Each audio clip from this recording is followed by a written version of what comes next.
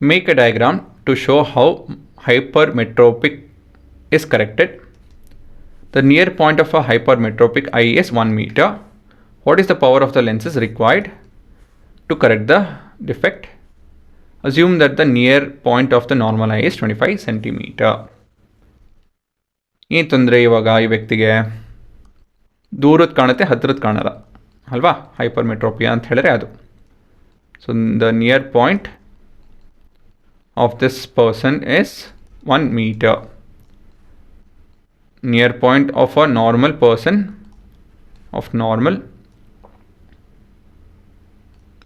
is 25 centimeter alva. So idunu kuda centimeter ಅಲ್ಲಿ convert ಮಾಡೋಣ. 100 centimeter.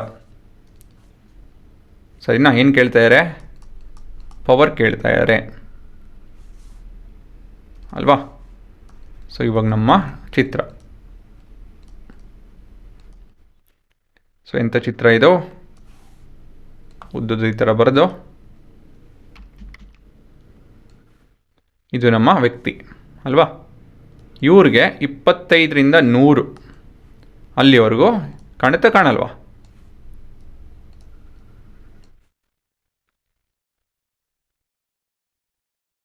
ಕಾಣಲ್ವಾ ತಾನೆ? ಸೊ ಇದು ಕ್ಲಿಯರಾಗಿ ಕಾಣುತ್ತೆ ಅವ್ರಿಗೆ. ದಿಸ್ ಇಸ್ ನಾಟ್ ಕ್ಲಿಯರ್ ಅಲ್ವಾ? ಇವಾಗ ನಿಮ್ಮ ಪ್ರಶ್ನೆ ಏನಂತ ಹೇಳಿದ್ರೆ, ಇಲ್ಲಿ ಆಬ್ಜೆಕ್ಟ್ ಡಿಸ್ಟೆನ್ಸ್ ಏನು, ಇಮೇಜ್ ಡಿಸ್ಟೆನ್ಸ್ ಏನು, ಯು ಮತ್ತು ವಿ ಏನು ಅಂತ ಹೇಳ್ಬೇಕು ನೀವು.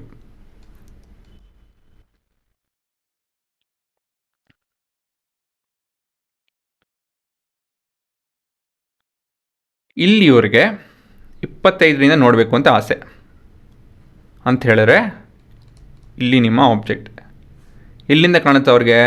100ರಿಂದ ಇಮೇಜ್ ಜಾಗ ಅದು ಅಷ್ಟೇ. ಸರಿನಾ? So the object is at -25 centimeter, image is at 100 centimeter. ಎರಡು ನೆಗೆಟಿವ್ ಅಲ್ವಾ? ಮುಂದಿನ ಭಾಗ ನಿಮ್ಮ working. So 1/f is equal to 1/v minus 1/u.